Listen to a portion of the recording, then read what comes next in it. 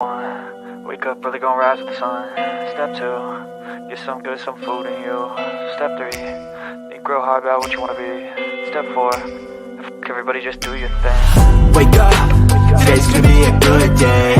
Wake up, today's gonna be a good day. Wake up, today's gonna be a good day. Wake up, today's gonna be a good day. Wake up, today's gonna be a good day. Wake up, today's gonna be a good day. Wake up, today's gonna be a good day. Wake up, today's gonna be a good day. Yo. Set your affirmations, aspirations. I got shit to do, the aftermath of preparation.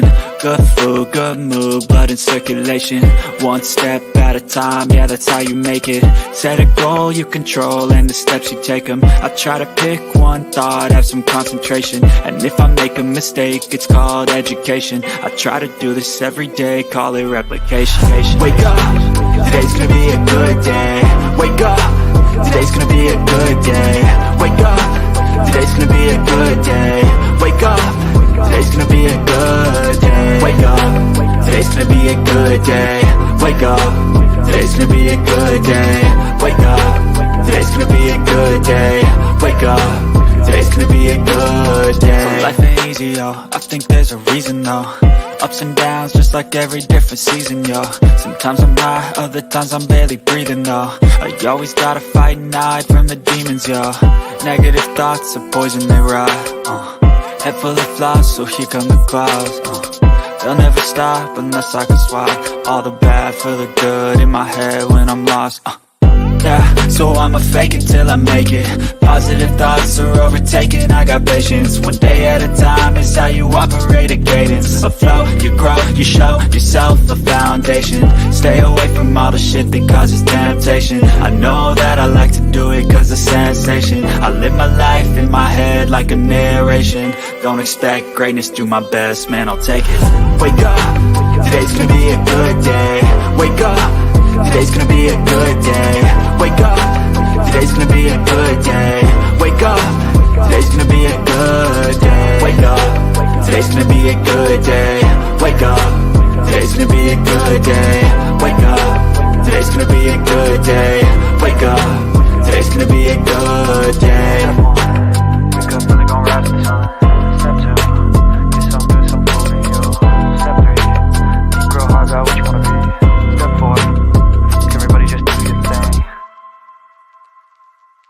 Boy, look at him. I done said this before, but I'ma say it one more time for the folk in the back. Stop talking about how them people over there doing you. Stop talking about how they talking to you. Stop talking about how they walking you like a dog. Stop talking about how they disrespecting you. Stop talking about how they don't honor and don't value you. And get away from them. Why are you still connected to folk that you know for a fact is not good for you? What you holding on for? At this point, it's like you a glutton for pain. When you know that they don't value you, when you know that they don't respect you, when you know that they don't honor you, then cut them loose. Point blank, period. Get up out of there. Stop complaining about how they treat you and get away from them. Welcome to the Bullhorn Betty Coffee Club.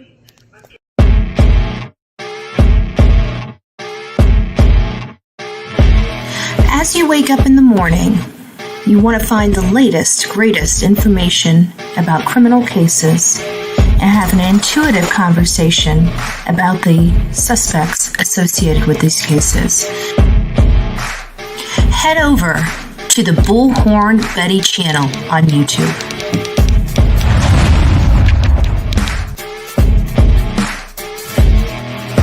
Get breaking news right here on the Bullhorn Betty channel. Welcome to the Bullhorn Betty Coffee Club. Enjoy your stay and enjoy your day.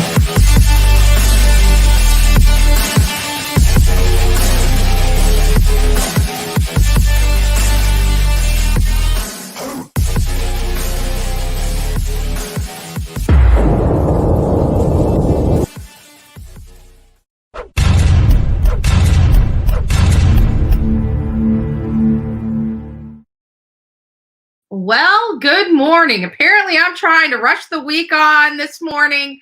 You guys know what the thumbnail is going to be looking like tomorrow. It's going to look a little like the same, except it's going to be with Happy St. Patty's Day. I don't know what the heck I was thinking. I've got my corned beef and everything literally out, ready to prepare for today, and realized as I was coming into the chat that today is not Friday. This tells you I've been up since like midnight. I really have. I've been, I was on, I went in and checked out Dolly Vision while he was making the, I guess, the vinyl for the shirts. He wasn't putting them on. He was just getting them prepared. But good morning, everybody. I screwed up the entire setup this morning. I went back and fixed it before we got live. However, it killed like everybody that was already writing in the chat. It removes that when I make changes. So I don't know who the first one was this morning to say good morning to Bullhorn Betty in chat, and I apologize about that. But the first one showing up now is Cranky Pants. So good morning, Cranky Pants, followed by Gibby Gab, ZA, Nani, Okie Crime News is in the house. Nice to see you, Freckles. Who else do we have? Colleen, Nani, MJ, Maria, Sonia's in the house, and we've got the third-party raffle. Everything is set up for that. So if you guys have not been over to the Bullhorn Betty True Crime page on Facebook, get over there and sub up to that account. Now, you do have the mods are very protective of Bullhorn Betty, so hopefully you pass everything, but they do have questions. You do have to have an established Facebook page to get in that group. But for the most part, hopefully everybody that wants to be over there gets over there. We're going to be dropping the third-party link on the community tab here. I'm sure the mods will be dropping it in chat. It'll also be put up on Twitter, Facebook. So we'll be making sure that everybody that wants to participate in the raffle can. And we've got the shirt designs that you can choose from. And you can get, if you win, you can get with Sonia, and she knows the rules. She knows what is being offered in the raffle. Good morning, Pixelate Me. Nice to see you this morning. Hello, Dumplin. Nice to see you as well. It was so funny because I have to be honest with you, Dumplin. In the back chat, it was funny because they're like, "Who's Dumplin? Who's Dumplin?" And I'm like, "She's a turtle. She's safe." It's turtle power, right? Turtle power. Tammy Moss, May, Dottie Gleason. Nice to see you here this morning. The Real Me Too. Big shout out from Bullhorn Betty. Too Tall Rob Live. Nothing like a fresh cup of hazelnut coffee, a big slice of chocolate cake, and a Bullhorn Betty Live. God bless you. I love it. I love it. That's nice. So sweet. So sweet. So here's the Facebook group for those that would like to sign up for that group. They have a lot of fun over there, and they're dropping a lot of stuff. I got to go over there every now and again because I don't, I'm so busy. I don't really go on a whole lot of social media stuff unless I'm in search of information. And so every now and again, my research takes me right back to the Bullhorn Betty True Crime channel because somebody's posting some information that is valuable to me in the chat. So you guys might want to go over there, right? We're all true crime junkies. A great place to have fun, especially since you guys all, it's like a small little family over here. I hear you guys even when I'm not in chat, and I see you guys are night, saying good morning to each other, and looking forward to seeing each and every one of you, including me. I think I'm just a side piece over here. I think I'm just the side piece. You guys are the show. So it's nice. Before we get started too much in the day, and by the way, everybody, good morning to everybody else that I wasn't able to say good morning to. But we do have a lot to get to cover this morning. We're going to be touching on a case we haven't talked about in a really long time. And then there's some really interesting information coming out related to the press corps. Remember, 33 people are suing, appealing the decision for the gag orders in the Idaho 4. We had 33 media outlets take this to a higher court, and the higher court is going to be ruling on it. So the judge herself, again, I'm becoming not a fan Oh, did I open the wrong one? I'm becoming not a fan because, and quite frankly, I did read a portion of this, and I actually decided I'm going to read this. We're going to go over this in depth here this morning because it is very interesting, the arguments that they have. I think it really goes to the heart of the matter and why they are deciding to do this. And it's stuff that I really personally didn't think about at the time. Uh, Mike Stevens says police, government, courts don't like transparency. They don't. Government officials in general don't like transparency. And it's because they like to do what they do. And because us people out here couldn't possibly understand. We're not smart enough to understand. That is the tendencies of our government and government office is that, they need to save us from us. Okay. I'm just the opposite. I'm a grown ass adult. I do what I want to do. I can handle my own business. I don't need the government worrying about my well-being. We all know I'm just a number, just like everybody else. And my number is whatever my social security number is. That's it. We are all in the same boat together, dealing with the same BS. And some people like to overstep their authority. And so then you got to take it up to the higher courts. I mean, that's just how it works. I hope I get enough coffee. I brought my water in just in case because I've been up so long that my coffee pot is getting a little light. Not the most comfortable thing when you've been up as many hours as I have this morning. But let me go back to the language of letting go. For those that are coming in to the chat, many of you guys know that we discuss the language of letting go. We discuss the language of letting go because I feel it's a very impactful message for me. And if I'm getting something out of it, I thought maybe somebody in my audience that's, silently suffering might be able to get something out of it as well. Because let's face it, people don't like being forward. They don't like saying, hey, I'm having a problem, or hey, I'm down in the dumps today, or, today's not a great day for me. We all have a way of putting on that smile and letting everybody know everything's okay. So, I thought this was a great way for people to get some relief from the silence. And so, we've incorporated this into our show. And it's a little bit different too, because we incorporated and then we kind of got really busy and got away from it. And I myself was getting funky. But since we started reading it again, it's a feel good type of stuff. So this one is for March 16th, not St. Patty's Day. It's for Thursday, March 16th. Oh, Lord. And it says, don't be a backseat driver. I was walking through a toy store one day when I saw a little toy steering wheel attached to a tray of a stroller. The child could play with the wheel and pretend that he or she is controlling the direction of the cart. The steering wheel wasn't attached to anything. Someone else was behind the stroller, pushing it here or there. The child could steer all he or she wanted to, but if mom was going to the hardware department, then the child was going there too. What a good lesson to teach children at such an early age. No matter where you steer, something bigger than you is going to push you wherever it wants. We soon outgrow the stroller and then burst into adulthood. First, we learn to drive, finally a wheel that does something. Now we've got real freedom, but the car needs gas. We have a curfew, and there are speed limits and driving laws. Or we graduate from school and move into the real world. Finally, no more parents controlling our every move.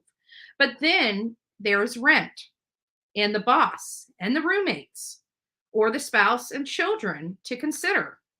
No matter how much we grow, where we go, or how old we get, there is someone else above, someone bigger, pushing us in this direction or that. Sorry, no new car this year. We've got a different lesson to learn. We can want things, pray for things, hope that things will come to pass, but ultimately we're not in control. Instead of spending our time and energy trying to get someplace else, we can learn the lesson and enjoy the beauty of the life we've been given. God help me realize that while I'm not in control of everything that happens in my life, I can choose how I'll respond. And I thought that was a great message. And so true. And I think we all live that each and every day. You know, we are not in control. We make decisions with what's in front of us, but at the end of the day, life's going to take us where our life is supposed to go. So it is what it is.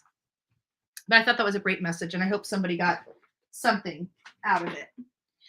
So going on to our new, well, it's kind of not a new story. Do you guys remember Vicky and Casey White? If you guys remember this is a correction officer that had served. She was a correction officer and in the system. People had known her for a couple decades. Like, I think she was there for 19 years or something. And she fell in love with one of the inmates there. And it was really weird because they both had the same last name, White. Casey White was the gentleman half and Vicky White was the female half. But they went on the run. She sold her house. She had cash on her and they went on a run. Well, listen, one of my friends was actually in Indiana at the time and went to the car wash where the truck was left. And you could see Casey trying to, stay out of the light and everything like that. And then Vicky pulls up in a Cadillac and picks him up. And they are then once again on the run. What does this say? Alabama.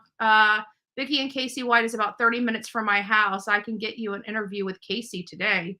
I'm not sure if I can get an interview with Casey because he's in custody. He's in custody. But if you could, I'm willing to talk to him, Alabama mom.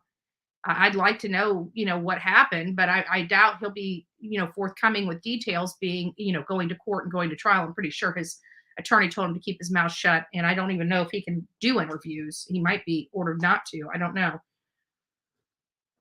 But either way, go back over here. I wanted to give you guys an idea. These are a couple videos. I don't know if I can put this one up yet or not. Hold on just a second. Let me mute this so I can get to the right spot in this one. And I should have probably did that, but I wasn't too sure. Hold on. And I brought my friend Mike. There it is. I think it's right here. Let me hear. Listen to it.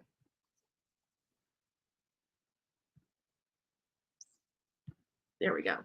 So let me go ahead and pull this up and we'll watch a little bit of it. This is my friend, Mike, that was actually in the area and was able to go to the car wash and speak to, he was friends there. He knew everybody. He went to school with the guy that runs the car wash and was able to get to the back room and look at the video of Casey White, being in that stall, where they clean the cars, where you pull, it's like self-service. And anyways, one of our friends was able to get out there and get us the information related to Casey White being in that stall. And you could actually see Vicky pull up and pick him up. And it almost looks like he was urinating somewhere inside there. He opened the door and you could see that it looked like he was peeing, probably nerves while he was waiting. He had been in jail and then he's on the run. Why they stayed in the area, I have no idea. But I did want to bring you guys back and just show you or remind you about the case. And then we're going to go over some updates about this case. I'm going to show you a little bit of information. She felt better to die than. Exactly, because she was a correctional officer. Mama Bear of 10, it's nice to see you, honey. Hope everything's well with you. Oh, that brings me to the next thing. Yes, folks, please go out and be sure to hit the thumbs up. Don't forget, listen to Bullhorn Betty and go out there and hit the thumbs up. Just check on it for him shortly. And when he to his text message, and we're just gonna hear his experience. Here's experience first. Oh boy, what if he? We're gonna. Hello, Mike. There he is. Hey, the sound's breaking up. Oh, is it? Have audio issues. Maybe it's on your end. Let's hope it's not on my end. Nobody's told me. Yeah, so far it looks good on my end. Can you hear me or no? It's still breaking up. Okay, go back out and come back in and see if that helps. Let me take some of Okay. my stuff out. Yeah, just come back in. Let's see if that works. Yeah, I'm here. It's real static. I think it was his Okay. internet. Well, we can hear you perfect. So Okay, let me I'll see try to if I pick out can. what you're saying. Okay. Maybe giving you a little more bandwidth. Does that work better for you? Yeah, that's a little better right now. Okay, so I'll just keep my thing off. So I was telling everybody it was crazy because, I was watching Jonathan's skit and a friendly face popped up and it's yours. So you were out at the Yep. scene. Tell me how you got the footage. Did you just walk up to somebody at the car wash? Okay, you cut out there, but yeah, what happened was Jonathan sent me a message on Messenger, uh, um, a post about the Vicky White and Casey White vehicles found here in Evansville. And so I got back with Jonathan. I said, I'll check it out. This is around noon yesterday, local time, my time, Central time. So I went looking around the hotel, see if maybe I can find Casey. Of course, I didn't find him. I didn't think I would in daytime. So later on, it was maybe about 30 minutes later, they showed a picture of an Evansville business with Casey. It looked like Casey. So I said, that looks like a car wash. All right, Alabama Mom, thanks. I'll check So it out. then one of our local news station, 44 News, was winding by a car wash. Well, that car wash is just like a mile away from my house. So I head over there real quick. And the only body was there was 44 News. And then so then But you got behind the started talking scene. to I mean, you got to 42 see the video of them, the interaction that they were having at that car wash. Yes. At the car wash, I know that the manager of the car wash, I know he's a friend of mine. So I started questioning him about it. And he told me that now this happened on last Tuesday when there was a pickup truck in one of his bays. And so it was kind of sticking out just a little bit. And so he went over, he lives across the street from the car wash. He went over there and took a look at it. Nobody's in it. The keys are in it. So he goes in, about his day. He checks on it, during the day, still there. The next morning, the vehicle's still there. He opens the vehicle up, nobody's in there. He starts the vehicle, turns it off. Then he calls the police. So he take his granddaughter to school. He comes back. The police still hadn't been there. So he calls them back. The dispatch said that the police did come there. They ran the plates. It wasn't stolen. And there was, and he said, well, she said, I'll send him back out. So he comes back out, the police officer, and he said, there's nothing I can do. It hadn't been reported stolen. Nothing I can do. And James said, well, I'll have it towed. So James himself called Tri-State Towing and had it towed. All right. This is last Tuesday on May the 3rd. And so then on Sunday evening around 8 o'clock, the U.S. Marshals called James. And he didn't answer the phone because it was an unrecognized number. So when he didn't answer the phone, the U.S. Marshals texted him, said, call me as soon as possible. This is U.S. Marshals in Alabama. So then James called him back, and the U.S. Marshal said, I heard that you had a vehicle towed from your car wash. He said, yes, I did. And the U.S. Marshal said, where did you have it towed to? James said, Tri-State Towing. And then James said, does this have anything to do with the Casey White, Alabama case? And the U.S. Marshal said, we believe so. So then the U.S. Marshal said, we have U.S. Marshals coming your way. They want to talk to you. So in the meantime, James goes and checks out the car wash security cameras. And he spots, Casey in the video. And it was 4 o'clock, around 4:15 p.m. in the afternoon on Tuesday when this happened. Vicky and Casey gets White. out of the truck. Of course, he don't wash his truck at all. It's a self-serve car wash, coin operated. All this happened like 8 minutes. And then Vicky, which James couldn't tell it was Vicky, but he knew it was a shorter lady driving the car. She pulls up down the road. Casey walks out, gets in the vehicle, and they leave. A different vehicle, which we now know it was a Cadillac. Mm-hmm. And then James has all this on video. And so anyway, I talked to James about it, and he showed me the video. He took me inside the office of the car wash and showed me the video. And it was pretty wild. And then he got a call. You were ready to leave, and he got a call and said that they believe that the people are captured, and you actually went out to the scene. Yes. While I was still there, James got a call from his buddy. Said, "Hey, they caught him there by the airport." And because we have a Facebook page here in Evansville called Evansville Watch. They listen to the police scanner, and they'll post on Facebook what's going on. And Evansville Watch, I guess they heard the police scanner, so they rushed out to the scene, and they was there at the scene. So then I rushed to the airport, which is about 8 miles away. And of course, they done had Casey and Vicky already, away from the scene in custody. Or at the hospital, I guess you want to say. But I rushed out there real quick. So that's it for that one. And then I wanted you guys to hear the 911. And then we're going to go to the update. We're going to go to the update.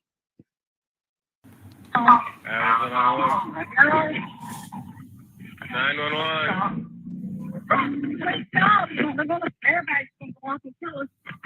Hello? That's Vicky's voice you're hearing. Airbags are going on. Let's get out and run. Let's find a hotel.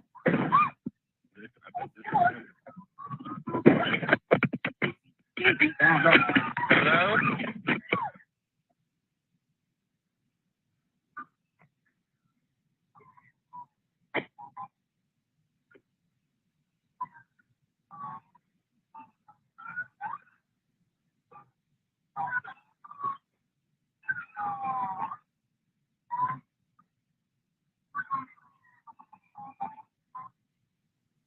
It's about 7 minutes long, so I'll just talk until we start hearing something.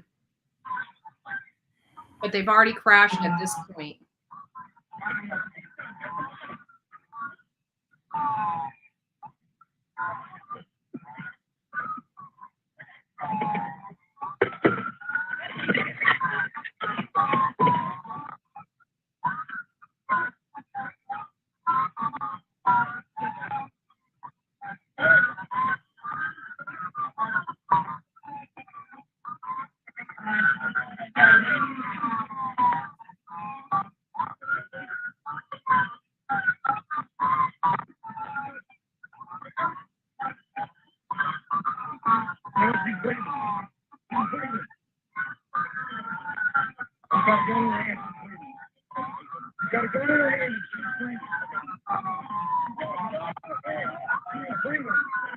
They're saying she's got a gun in her hands.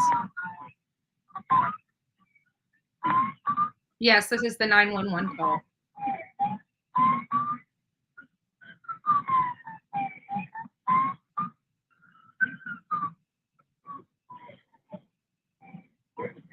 And she's breathing up.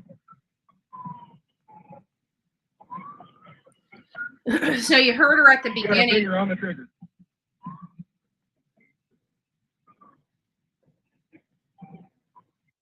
I don't know how we're going to get that away from her.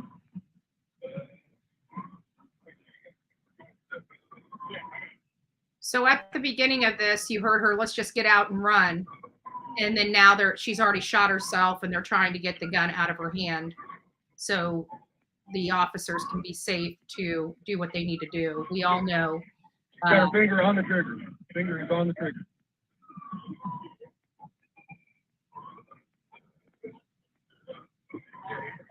All right. Go.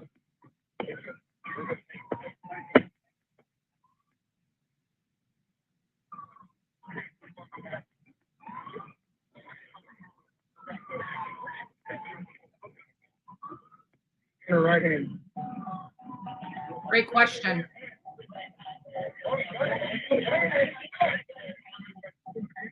Yeah, get her hand, finger on the trigger. Got a finger on the trigger. You guys can go back and watch the rest of that. It's under the Vicky White 911 audio. And lastly, this is just a 9-minute video of me talking. I hope you guys are having a wonderful Tuesday. You know, there's some breaking news out right now. Breaking news from Duty Ron as well as JLR, Jonathan Lee Riches, aka JLR, in them stating that Casey White has now been charged with the death of Vicky White, the one that helped him escape from jail. They went on a run together. You know, they were found out in Evansville, Indiana. Our friend Mike went out there and was able to interview his friend that was working at the car wash. So why are we going over all this? Why are we going over all this?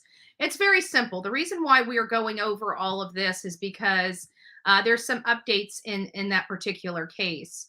And want to get that, hold on, let me get this up and running.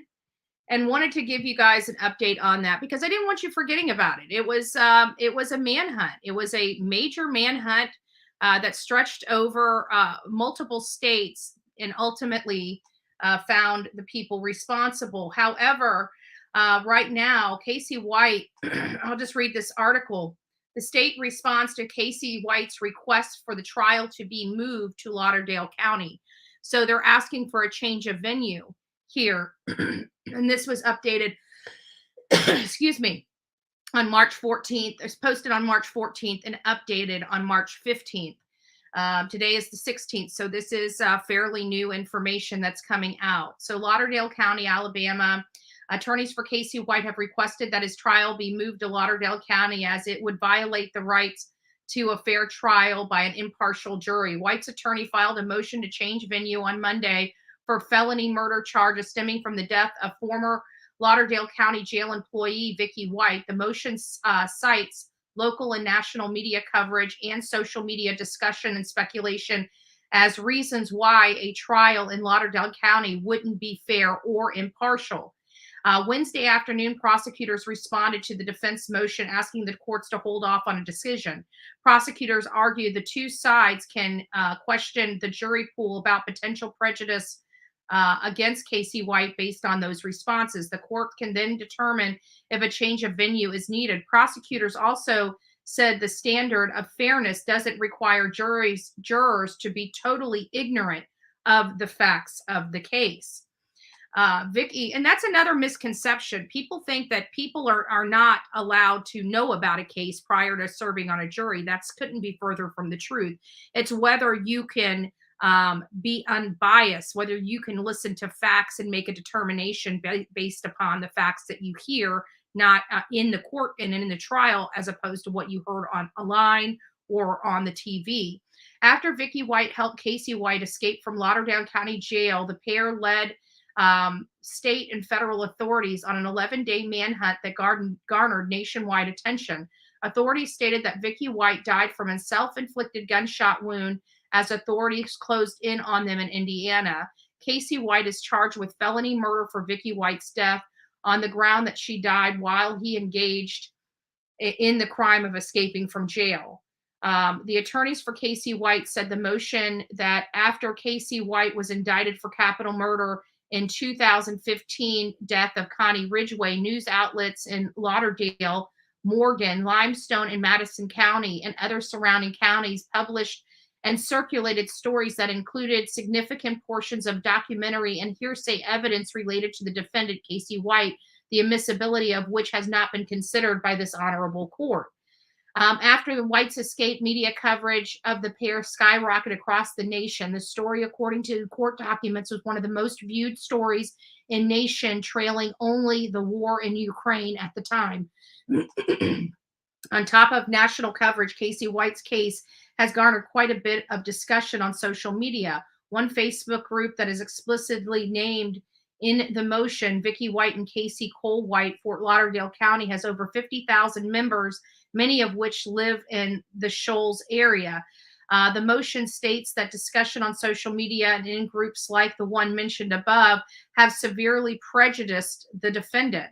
Even celebrities contributed to the intense interest in the story on social media. The court records cite Rainn Wilson, who has over 4 million Twitter followers, where he tweeted a CNN story about Casey White. I'm starting to feel like law enforcement is really coming down. First of all, we have a right to run stories, and I'm sorry whether they like it or not. It's called freedom of press. We talk about it on here quite a bit, and you can hear the disdain from law enforcement and the judicial branch. Like, they don't want to be bothered with the fact that these cases are being covered. Sorry, too bad, so sad, get over it. We're going to be here for a really long time, and they need to start working around the press. People have been able to work around the press for centuries, but for some reason here lately, in 2020 and past, everybody wants to have disdain for the press. There's a reason why we have the press in this country and why there's such freedoms associated with the press and media. And again, we have a right to discuss it. It's our right to. So, they're obviously upset that people with 4 million, sorry, but we do cover true crime. A full statement for the motion explaining why the request for change of venue is shown below. Lauderdale County, Alabama has a population of 92,870 residents. Nearly all of them own television, phone, computer, tablets, or combination of four. Who doesn't? Wow. Too bad. So sad. It would take residents living in a dwelling without access to electricity or communication from the outside world for the last month not to know significant amount of information about the defendant, his capital murder case, and his other legal matters. Therefore, to ensure Mr. White receives a fair trial from an impartial jury of his peers, it is imperative that the matter be transferred to another county's whereas it is obviously that Lauderdale County has been overwhelmed with prejudice toward White that cannot be cured in any manner. I disagree with that, because this whole statement from them is hypocritical. On one hand, you're saying that this is so widely known across the country, and then you're saying, oh, but if we move it a couple counties over, we'll have an impartial jury. I'm sorry, but everybody across this country typically has one of the four items that was mentioned in this: a television, a phone, a computer, a tablet, or a combination of the four. I think we can all agree to that. So again, just another little tidbit. So it looks like Casey's felony murder trial is set for July 12th in Lauderdale County as of right now. So it doesn't sound like the court has ruled on that, or maybe holding off to for voir dire to see if they can impanel an impartial jury, which I'm not saying it's not going to be difficult, but I'm saying that I believe they can do it. So that was just an update on the Vicky White and Casey White. I know somebody said that this doesn't match my thumbnail. My thumbnail says updates on it. It may have some photos, but at the end of the day, it says updates. So when we have updates, we update on a multiple cases on these update days. So because we focus so much on one case or the other, and we do so much diligent research in it. Yeah, thank you, Miss Meadows. God bless you. that this is the only way we can give updates on cases that we've covered. Clearly, I covered this case. We have several videos of the Vicky and Casey White case when it was breaking. And we were fortunate enough to have one of our friends that lived in the very town that all this came to an end in, was able to get out there and get us video footage of inside that car wash, as well as being out at the scene where they crashed and she ultimately took her own life. So, it's just a very sad story. Also, we are back with the West Boys. And I know we got past all this. Maybe that was where we got to. We were talking about the billboards, online groups share information about the California boys. And here, I might have to take this off if it's not a news article. Let's see what this is. And so this is just bringing us up. This is March 3rd, 2021. I'm going to read this. And again, this is for the West Boys, classic and sincere, better known as Orrin and Orson West. We're not going to be able to hear the video that's going on here. So I'm just going to read this to get you guys updated as we're bringing us full circle, because the parents are going to trial for the murder of these kids. And we're going to be intensely watching this case, because this is a case regarding 2 missing baby boys that disappeared and have not been seen from since. It is alleged and charged that the adoptive parents killed both of them and disposed of their bodies somehow. And it's even further alleged that they may have had help from their other children in covering up this crime. And moreover, that these children never made it to California City. And why it's possible Bakersfield is the lead agency on this, because based upon their investigation, it appears that it was Bakersfield, California, as opposed to California City, that these children actually disappeared, were killed in. They believe other family members knew about this and helped them. But again, we don't know, we're going to bring this full circle. I don't want to get ahead of the information. So this is Bakersfield Police Chief Greg Terry joined 17 News at sunrise to discuss the case and the disappearance of 4-year-old Orrin and 3-year-old Orson West in California City, who's been missing since December. As law enforcement, this is his statement. As law enforcement officers, we are community members. We are parents also. We understand the public's interest in the particular case, and rightfully so, to find out what happened to these little boys. I assure you that we are going to continue the investigation in a professional and thorough manner and follow all investigative leads and possibilities. We will continue to communicate with our community, especially if there's any circumstances or information that could impact the community safely or individuals in the community. Anyone with information regarding the whereabouts and circumstance or history of these little boys is encouraged to share that information with law enforcement by utilizing the secret witness tip line at 661-322-4040. So that's him discussing that. The FBI and Bakersfield police search evidence related to Orson West. Bakersfield police and personnel from other agencies researched in a field in the area of Cottonwood and East Pacheco Road. If I'm saying that name right, I might be wrong. Pacheco Road, in connection with the investigation, the boys were not found, and police said they could not say what led them to the field because they need to preserve the integrity of the investigation. Obviously they were looking in fields. Some information, a lead that they received related to the West case, led them to this field in Bakersfield. And that may very well be the case, because, we now know that there is information. We haven't gotten quite to it yet, but we know for a fact there is information that is going to basically state that these kids were gone a lot longer than what they tried to tell law enforcement. And I think the reason why they called law enforcement just a few short days to Christmas is because the baby's families wanted to see them for Christmas, and they could not produce the children.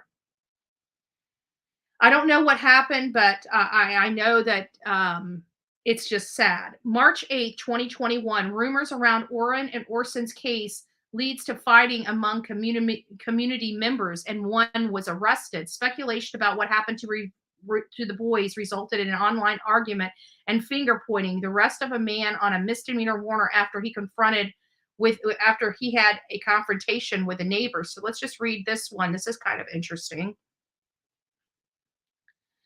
It's been, oops, it popped up on me.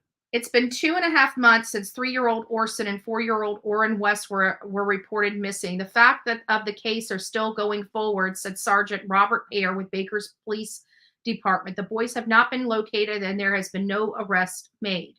Again, this is March. I just want to make sure this is in perspective for everybody. This is from March 8th, 2021. March 8th, 2021. So we still have a whole nother year to get through to bring us up to speed. But we're doing great timing on getting through this stuff. And hopefully we will have that done within the next 4 days so we can watch that trial and that hearing. But it says the facts going forward, the boys have not been located. There's been no arrest. Bakersfield Police is now the lead agency on the case. So the reason why I believe that, again, that they're the lead agency on the case is because it is now proven that the boys never made it to California City. If they were in the jurisdiction of California City would be the lead agency in this case. So that right there tells me that they don't believe these kids ever made it to California City if Bakersfield, California is the lead agency on this case.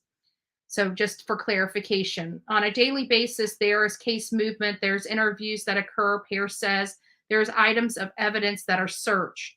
This leaves time for public to speculate. The speculation results in online arguments and finger pointing. Here it is. I get these guys believe they're trying to make a difference and trying to help us out, but it appears to me that they're just fighting with each other, said John Walker, chief of police in California City. One YouTuber, Doug Hutton, accused the neighbor of the adopted parents in California City of being connected to the boys' disappearance. This is very dangerous. And you know what? I am a YouTuber, and I don't like getting the broad brush because of people like this. We don't do this. And I know that many people want to point the finger at our channel and say that we go out and harass people, innocent people. We do not. We have a huge investigative process and get investigative journalism and reporting on these cases before we ever point the finger at anybody. As a matter of fact, we're very cautious about pointing fingers. And this was really a poor, we don't go out and accuse people of crimes unless there's enough evidence to support the crime. And I can tell you that there is no evidence that the neighbor in California City was responsible or had any hand in these kids' disappearance, period. There's none. There's never been any. And I've been following this case. And I don't see how that leap came with Greg Hutton. But he's going to have to live with that. The neighbor then put pictures of Hutton all over the adopted parents' house, along with a banner asking Doug Hutton, where are the boys? On Friday, Hutton saw the posting and took them down. Then he went to the neighbor's house and was walking around the house, Walker said. One of the people who lived in the house showed up and they had a confrontation in the streets. We responded and had to deal with the confrontation. He ended up going to jail because he had some outstanding misdemeanor warrants. Police say Hutton was cited and released. Now I have to use my resources to respond to incidents and then deal with these incidences. This is not, we don't go around pointing fingers at neighbors without adequate evidence that they were involved in this. And, that guy deserved to go to jail. You don't do that. But it seemed like a pissing contest, excuse my language, between the neighbor and this particular social media influencer.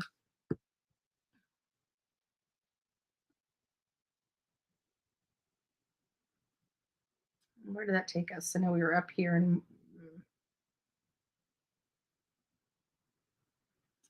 let me find out where we were.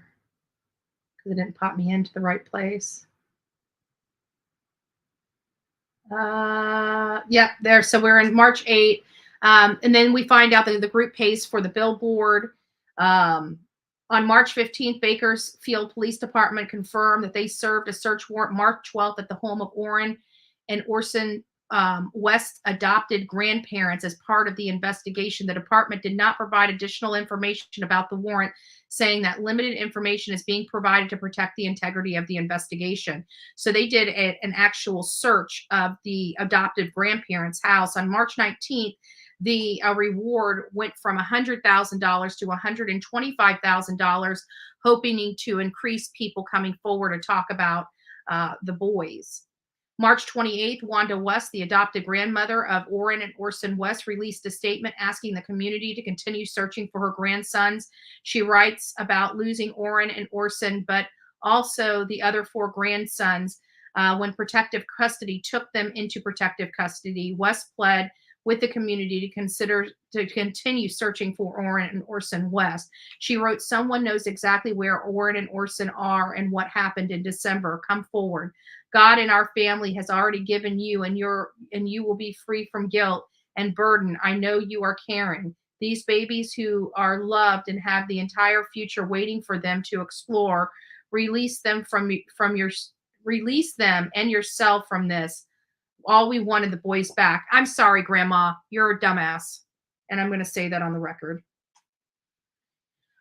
Karen Go releases a video message on Orrin West. The mayor of Bakersfield released a video Monday discussing the investigation of Orrin and Orson West. And that brings us up to, we'll go through, well, let's see. I can't play the video anyways but we'll get some videos up on tomorrow, bringing us further ahead. Bakersfield Police Department Public Information Officer Sergeant Pear joined 17 News to discuss the disappearance. We went over that. April 21st, 4 months after the disappearance, community remains hopeful in finding the West boys. The boys have been missing for 4 months. Baker's Police Department has not reported any new developments. June 1st, Bakersfield Police Chief Greg Terry discussed the latest information on the West boys. And they basically state that 44 search warrants have been served, 83 interviews, 170 items seized in the investigation into the disappearance of 2 California City toddlers, Bakersfield Police said on Tuesday. And then fast forwarding to July 7th, California City boys Orrin and Orson remain missing nearly 200 days. Lastly, on September 21st, 2021, California City boys Orrin remain missing 9 months later. So we're going to stop right there at September, and we'll start back up in October, and this should get us, actually there's just a few more, and then we'll start in 2022 tomorrow. The biological father of Orson and Orrin West remains hopeful 10 months after the disappearance from California City. 10 months later, boys remain missing. Orrin and Orson West's biological father spoke with 17 News about his experience dealing with the boys' disappearance, and the community held a prayer vigil. December 5th, toy drive in honor of missing Cal City boys, Orrin and Orson West. December 21st, 1 year after they went missing from their home, the adoptive parents file lawsuit. So it says 1 year later, missing Cal City biological families file lawsuit against the county. So the family's got a lawsuit, and we'll start in 2022, March 1st, 2022, tomorrow morning, as we start getting ourselves up to speed for the trial of March 20th. So thank you guys for bearing with me. I hope that was valuable information for you guys. And then we're going to go into this. I know you guys probably can't see this very well. There we go. So this is some information on the Daybell trial, Lori Daybell's trial. As many of you guys know, the judge is not public friendly. He does not like transparency to the public. This whole Vallow Daybell trial is one that it causes me very much concern, because they are trying to withhold this entire trial from the public. and that is very concerning for me. They won't let videos in there. They are allowing but controlling the audio of this trial.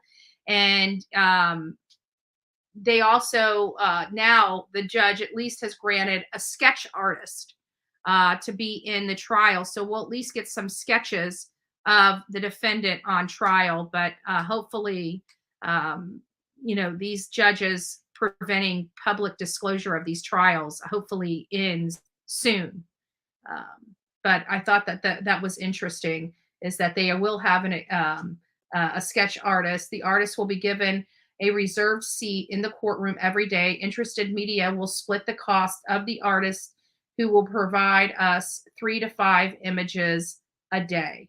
So there it is. There's the order granting this artist to go in. So I thought that was pretty interesting. Yeah, kind of lame, but interesting. And here in the Murdaugh case, this is kind of getting a lot of people online. They're getting all up in arms about this, because this is a sitting judge, a current sitting judge. And it sounds like this judge is going to be going into private practice to help defend Alec Murdaugh in what I believe would be either his appeal and or his financial crimes. And so a lot of people are kind of up in arms about this. I mean, this is one from CJ Bright that says, "Team, let me welcome you, Carmen Mullen, to the Murdaugh shit show." And that's the caption for that. "Nobody, including me, understands the specifically vague post. People can remember to provide context, please. Wasn't she a judge who ruled on Rick Quinn's case when his case was moved to Columbia to Low Country for no apparent reason? He wasn't punished for his crime. Wow. The corruption bleeds deep in this state. Let's continue shining a light on all of it." I will still have, I still have Governor Abbott. I think I have bigger problems. She is in the abuse of power, money theft ring. So a lot of people having disdain for this judge. I don't know if this is going to be the judge presiding over his case, or if she's leaving her seat to go, because it is a vague post. But again, being added to the Murdaugh shit show. So better their shit show than Bullhorn Betty's. Apparently I make people, I upset people. Oh crap, I didn't mean to, I just realized I let my, no, there we go. Is this it? No. I don't know if you guys can hear that or not, but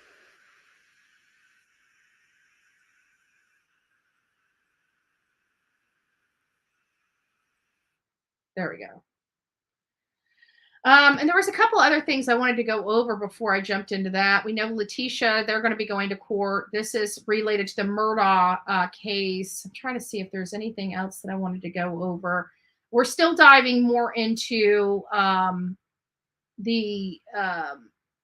that one, the Timothy Beliefnick, him being on Family Feud. We were going to go over that. But now that I'm done with that, that's about as much as I was going to cover on other cases. So I wanted to go over this. This is really the meat and potatoes of our live this morning.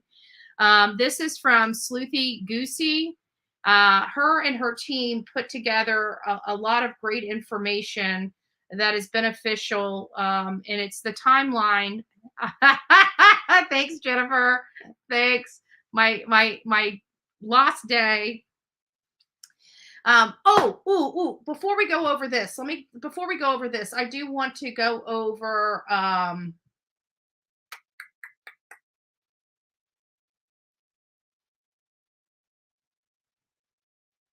where is it? Did I crush it? Hold on. Let me pull this back. I didn't have one of my, unless it's up on another page. Let me see.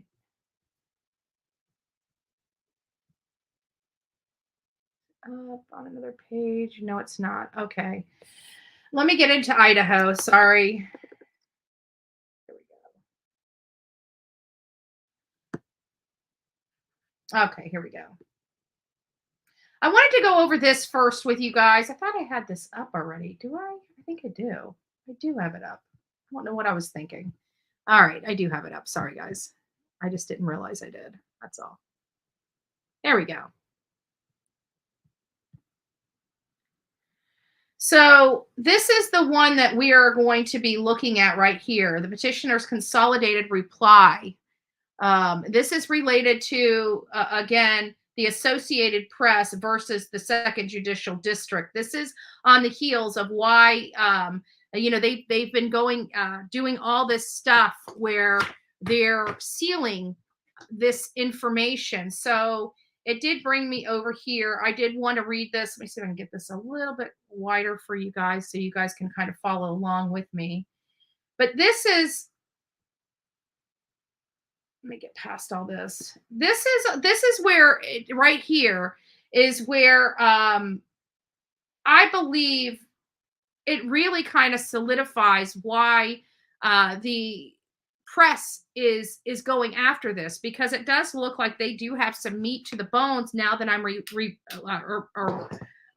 this. And this is the petitioner's consolidated reply in support of the petition as writ of mandamus or writ of prohibition. So I think mandamus, I can't remember what that means. I'll have to look it up in my Black's Law's dictionary. But this is interesting because I'm going to read this to you guys, but it really clearly defines why they are doing this. And when I read it, they're absolutely correct.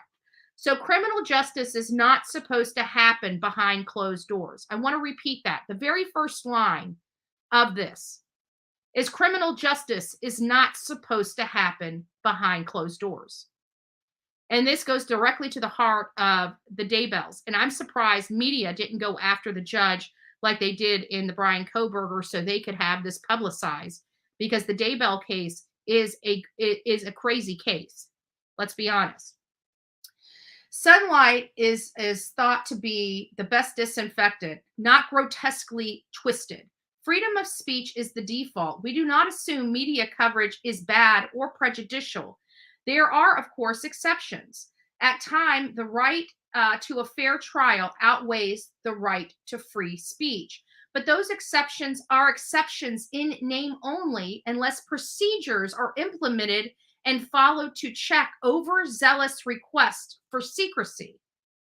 Courts are supposed to guarantee that those procedures are followed, just as courts reviewed the propriety of an agreed upon protective order or sealed filing. They should also check the legality of the requested gag order. They are required to check the legality of the gag order. Remember when they kept saying it was going to cause harm to the community or persons in harm, and then we read it had nothing to do with anything that would have harmed somebody? They literally lied to the court, and the judge rubber stamped it. And we've talked about that quite a bit on this channel. Procedures are precisely what is missing here. The district court did not announce a legal standard, find any fact, or perform any legal analysis. Petitioners do not doubt that the district court had good intentions, but it merely rubber stamped the stipulations requested for gag orders when it issued the original gag order without a hearing, without making factual findings, and without any legal analysis just an hour after the stipulation was submitted, and without any notice to the public. The district court held a secret in-chamber meeting to discuss the amended gag order. After the amended gag order was issued, Mr. Kohberger and Latah County prosecutor filed a sealed memorandum documenting their recollection of the meeting. Again, no procedures were followed. The district court published nothing on the docket in indicating that a memorandum related to an amended gag order had been filed under seal, or explaining why the sealing was necessary. If procedures had been followed, if the district court had applied the legal standard for sealing the documents, much of the memorandum would have been public, because there's no countervailing privacy interests. Acknowledging that there was no such interest, Mr. Koberger and Lake County prosecutor now agreed that only limited information in the memorandum needed to be redacted, yet petitioners and the public were unnecessarily deprived of access to a court record and information related to the matter of public interest for over a month. We argued these very things. We argued these very things here. The deprivation of rights presumably would have lasted even longer had petitioners not brought this challenge to the amended gag order. This court should make clear that the lack of procedure and corresponding trampling on constitutional rights must stop. The court should vacate and nullify the amended gag order because the district court failed to apply a legal standard, consider any fact, or perform any legal analysis. The court should also hold that in the future, before prohibiting speech, trial courts must make factual findings and perform legal analysis to ensure that the prohibited speech is sufficiently likely to cause material prejudice, and others less offensive measures are unavailable to prevent or remedy the present prejudice. And again, I said there are other remedies available for them. Petitioners have standing to assert their First Amendment right. Respondents argue the petitioners' lack of standing cite Radio and Television News Association of Southern California versus U.S. District of California. This is a 1986 ruling in support. Neither Mr. Koberger nor Latah County prosecutor make the same argument, and for good reason. Radio and Television News stands for the opposite proposition. There, in the Ninth Circuit, held that media was demonstrated a sufficient stake in this controversy to establish standing to raise freedom of press concern under the First Amendment. In support, the Ninth Circuit held that because a gag order impairs the media's ability to gather news by effectively denying media access to trial counsel and concrete interest is affected. Many other courts have also held that the media has standing in situations like this, and this court should too. Application of Dow Jones Company. And that's a 1988 ruling. Hence, we hold that news agencies have standing to appeal Judge Canella's order restraining speech of trial participants. United States versus Wetch, and that was 2007 and amended in July 2007. We have previously determined that media outlets have standing to challenge protective order and confidentiality orders as long as it demonstrates that the order is an obstacle to their attempt to obtain access. United States versus, I can't even pronounce that name, we agree that with Clark that the gag order affected his right to gather news and that he has standing to challenge it. So they're bringing all these laws in to show that they have the right standing to challenge this court order, and it is being taken seriously. The petitioners need not show clear error. Respondents argue that the petitioners may show not an error of law, but a clear error of law, because Hepworth Holtz and the 4th Judicial District of the state, Idaho, changed the standard for all mandamus, I can't pronounce that word, mandamus action. And let me look that up, because I'm curious what that means. And I hate talking about stuff when I don't remember what it means. And I don't know where my Black Laws Dictionary is either. I don't see it. Does anybody see it anywhere?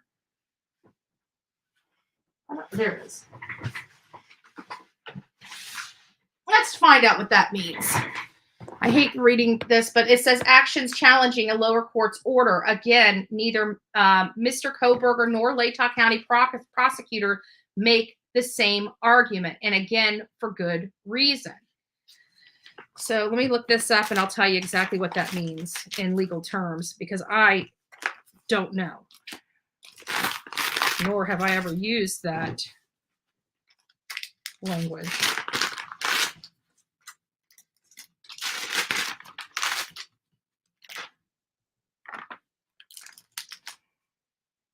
Okay, we're getting close.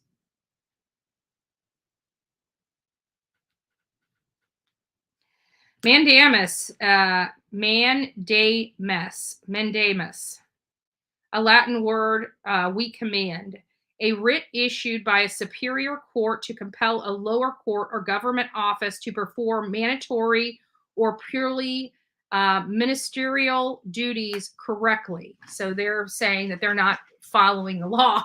That's basically what they're saying, that the lower court is not following the law. To start, Hepworth-Holt's application of the Ninth Circuit Bauman factors does not appear to change anything about the court's mandamus jurisprudence. When considered special writs, the courts make a threshold decision about whether it is prudent to exercise its original jurisdiction. If the answer is yes, then the courts make a merits decision about whether the respondent did something wrong that needs to be remedied. Bauman factors 1, 2, 4, and 5, all related to the threshold question of whether the court should exercise its original jurisdiction.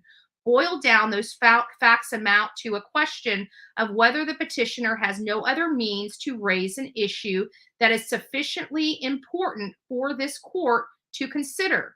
The answer will be yes when a petitioner raises a possible constitutional violation of an urgent nature. Reclaim Idaho versus Denny. And that's a 2021 ruling. And 2, there is no plain, speedy, and adequate remedy in ordinary course of law. And that's under Idaho Code 7-303 and 7-402. And thus seems irrelevant whether the courts apply Bauman factors or apply, that's that standard. Remember, I told you they have like a prong test that they have to adhere to, which didn't appear to be adhered to in this particular case. And they're arguing that in this consolidated reply. Once the court decides to exercise its original jurisdiction, it then needs to decide whether the respondent did something that needs to be remedied. If the respondent acted unlawfully, then the answer should be yes. Admittedly, Bauman factor 3 suggests the respondent needs to act really unlawfully. That is the challenged order is clearly erroneous as a matter of law. So they're saying that what they're holding these gag orders on are not applicable. They're not, and they are right. They had a secret meeting. They had a secret hearing, so to speak, away from the public in this public hearing and public trial. So again, it's making it very difficult. They're going to have to, like I said from the very beginning, I don't think this holds legal muster, but I didn't realize and forgot about them actually having a hearing behind closed doors. You know, if this would have been any other government entity that had private meetings on public matters, there would be a like if it was a county commissioner or a city councilman, they would be under investigation right now. I just want to put that into perspective. They would be under investigation for having a private meeting. They would probably lose their job and may get a charge for that. So, I have a problem with the way that this case is handling. And so that's where I'm at. But definitely interesting stuff. So I agree with the majority of everything that they've written. Without any sunlight on those proceedings, petitioners are just now at the starting line. They are asserting their constitutional rights for the first time. Petitioners should not have to start the race from 100 meters back, needing to show more than an error of law, nor should the district court be allowed to violate petitioners' First Amendment right, which is an error of law. So long as it does not clearly violate those rights are too important to leave under-enforced for the sake of providing play in the joints, respondents. But even if the courts look for clear error, petitioners still win. It is the error under any standard to restrict speech without announcing a legal standard, fact-finding, and performing a legal analysis, which she did not do. Petitioner has no right, no other available remedy. Mr. Koberger argues that petitioners may not seek a special writ because they chose not to take part in the issuance of the amended gag order. Mr. Koberger, BR page 6. Nonsense. Mr. Koberger is right that there is no indication in the record that the petitioners tried to object to the original gag order or the amended gag order, but he knows the petitioner had no meaningful opportunity to do so. Mr. Koberger knows, for example, that the district court issued the original gag order without a hearing. About an hour after he and the Lake County prosecutor stipulated to it. Petitioners did not choose anything. They did not have time to learn about the stipulation, let alone retain counsel, evaluate the stipulation, and object. They were given no time. They were given absolutely no time, just like we were given absolutely no time. Mr. Koberger also knows that he participated in a secret in-chamber meeting to discuss the forthcoming amended gag order. Obviously, the petitioners were not invited to that meeting, and there is no indication on the docket that that meeting was scheduled. Another violation. Again, this judge has got me very, very concerned. And I'm actually hoping that it's moved to a different venue because I really, truly believe that this judge is above her head.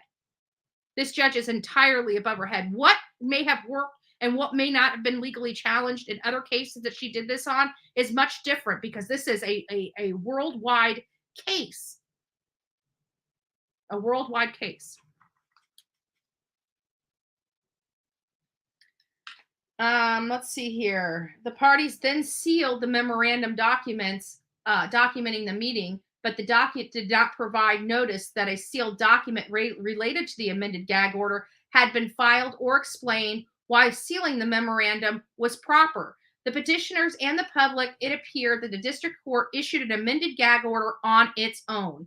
Petitioners had no opportunity to object, review, or otherwise participate in the decision-making process.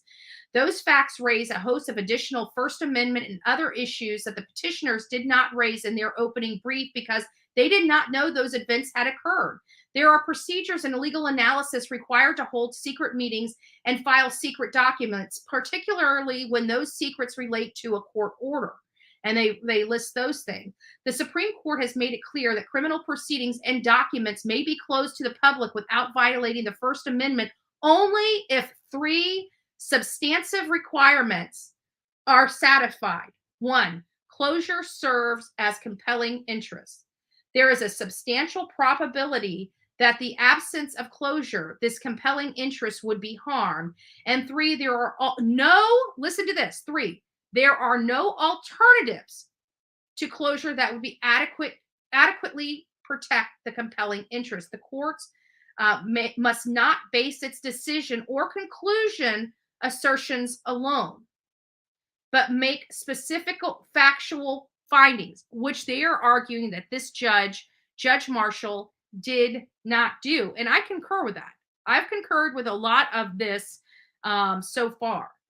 The decision is now unseal a redacted version of the memorandum showing that the parties below are willing to stipulate to unnecessary secrecy.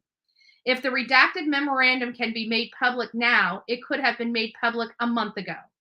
The district court's duty is to apply facts to law to protect against overzealous requests for secrecy. But this district court did not discharge its duties when the memorandum was sealed, just as it did not discharge its duties when it issued the gag order and the amended gag order. In the event, Mr. Koberger says, even if petitioners were given no prior opportunities to participate, they could now, 2 gag orders later, move to intervene below and ask the district court to revise the amended gag order.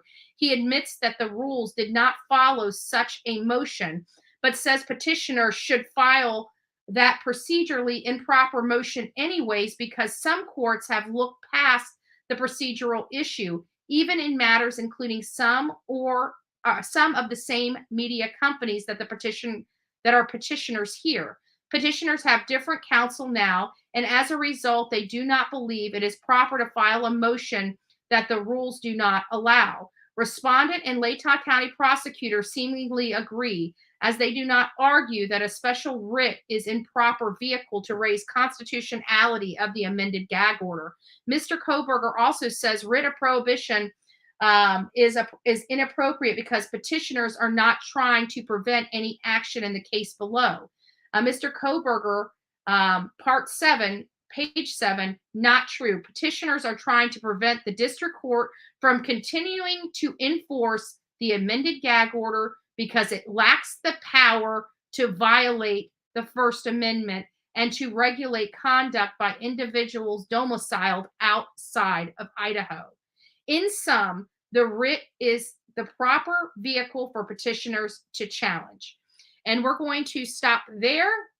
I've got some other stuff going on here. Obviously, people are talking about, Brian Koberger is watching his case from jail.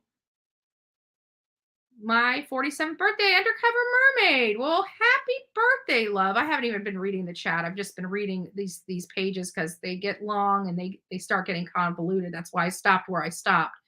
And we will go through that again. But for right now, this is where we're at in the Brian Koberger case.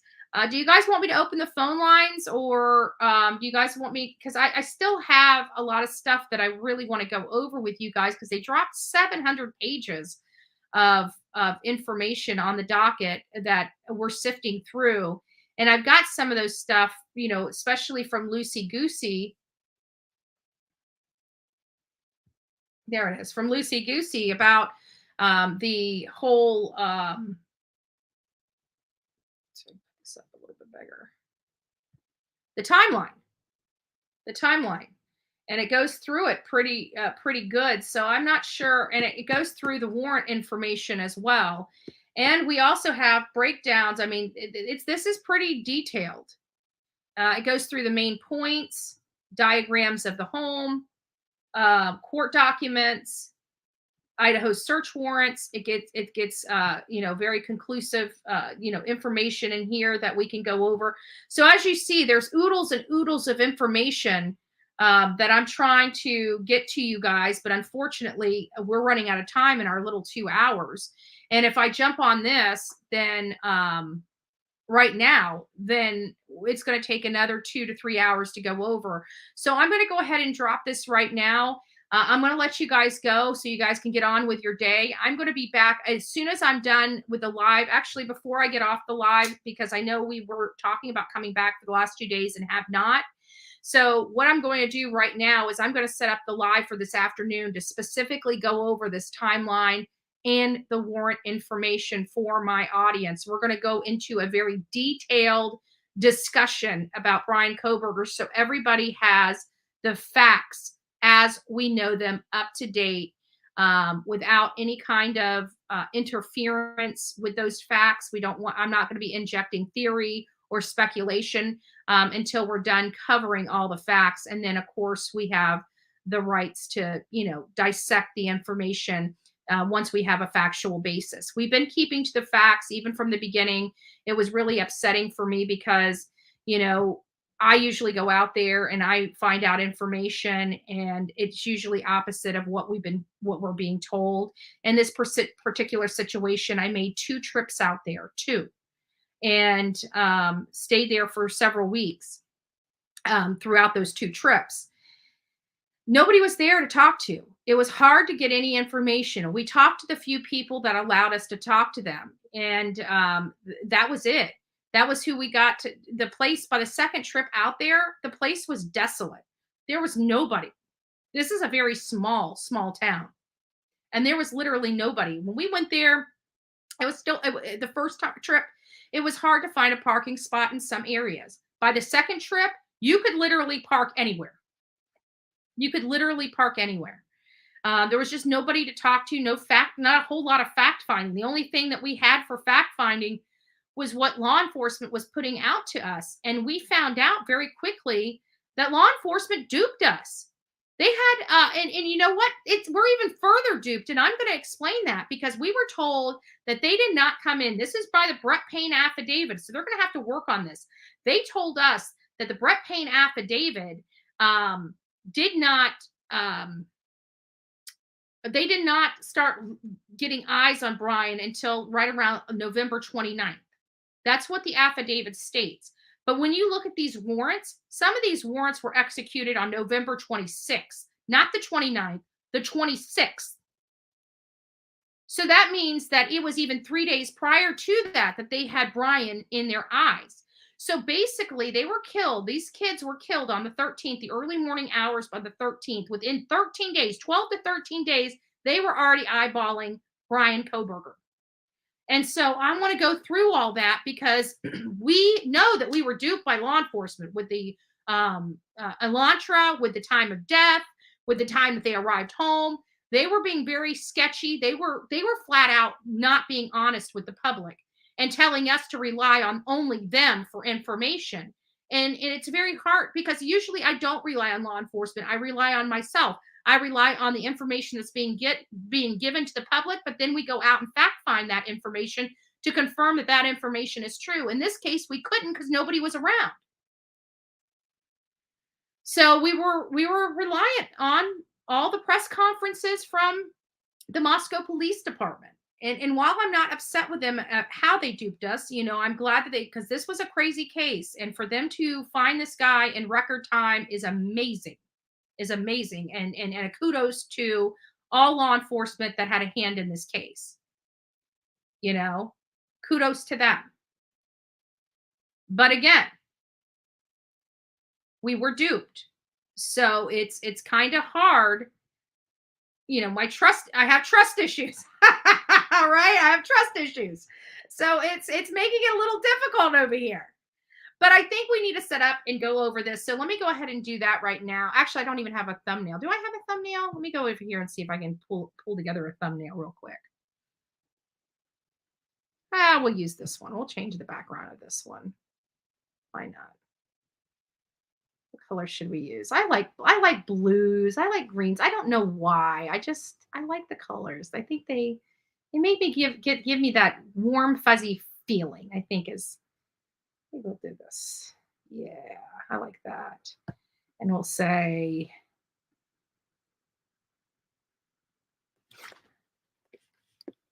timeline and evidence.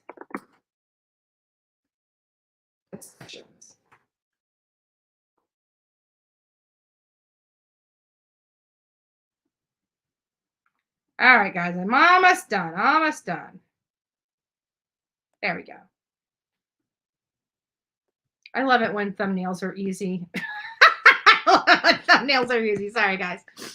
So I'm going to set up, and we're going to go over this. Well, let me ask this before I get it all set up. By a show of ones, would you guys like to do like a 2 o'clock this afternoon, going over specifically the timeline as well as the orders or the search warrants? If you guys want to, show a 1. If not, show a 2.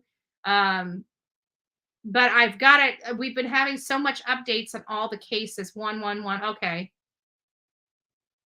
Hey, I see you. It's nice to see you, honey.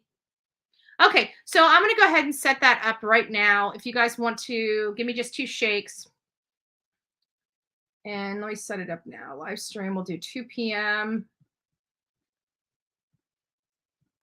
And we'll go.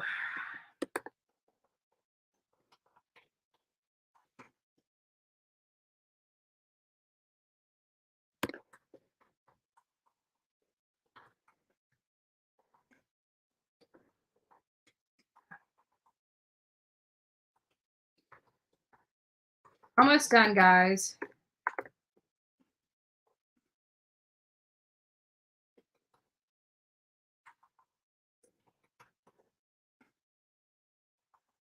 Timeline and search warrant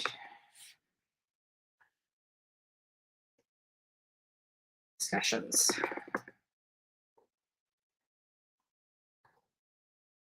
Okay, we'll do this later. We'll do 2 o'clock for those that would like to participate. 2 o'clock. Okay, and then I'll put this on for 2 p.m. today. So if you guys want to go over to my page, hold on one second. Let me make sure that the destination is customized here. Create broadcast.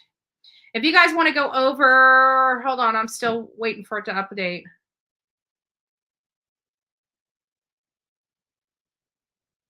Come on. And go. There we go. So if you guys want to go over to my channel right now, as you guys exit, come over to my channel and hit notify you. And we're going to go into the deep discussion of this timeline, as well as many other documents and breaking down the search warrants. It really is great how they do that. And I'm probably going to take this template and start utilizing it for all of the cases. So we have something like this that we're designing and doing, and not relying on other people to get this information out to us. But again, we're going to go over all of this information. This might be a long live if you guys want it. I don't know how interested you guys are in getting this information, but there's not going to be a whole lot of videos. It's just going to be basically us all talking about the information and bringing up the evidence and just having discussions on that.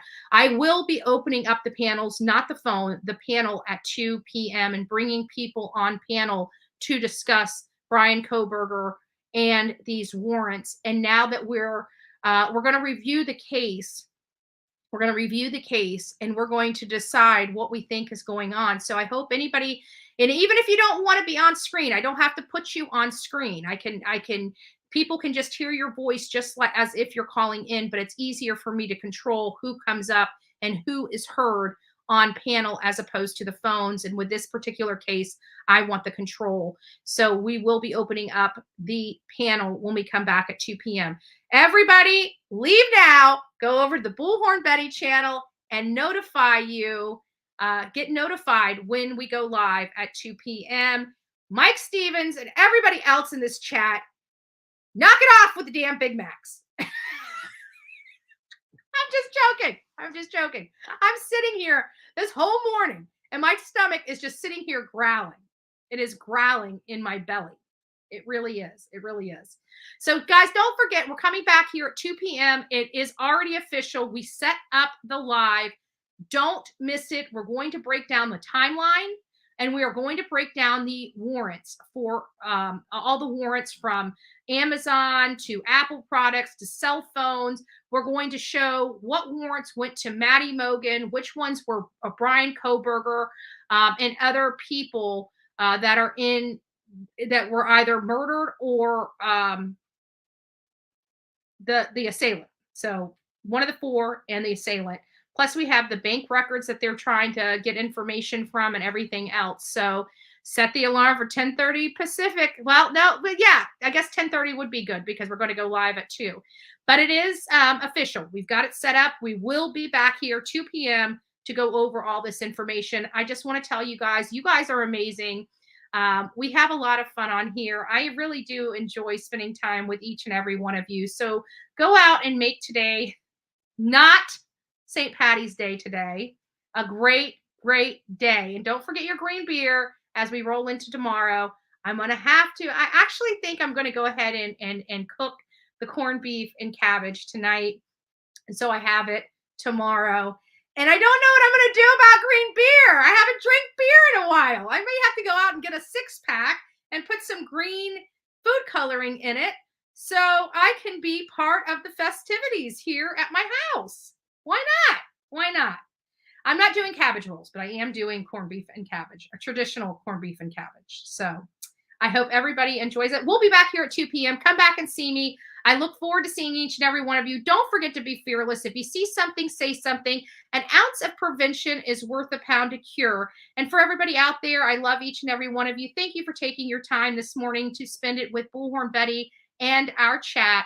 It was lovely to see you. I hope to see you here at 2 p.m. And until next time, please be safe and do kind acts for one another, and please be kind to one another. This world has entirely too much hate in it, and I think the love needs to shine through. So with that, I will bid you adieu.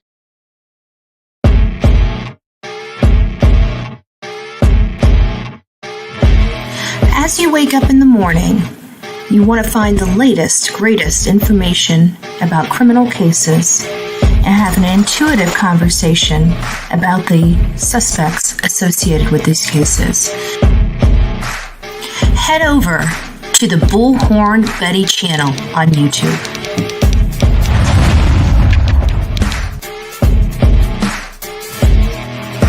Get breaking news right here on the Bullhorn Betty channel. Welcome to the Bullhorn Betty Coffee Club. Enjoy your stay and enjoy your day.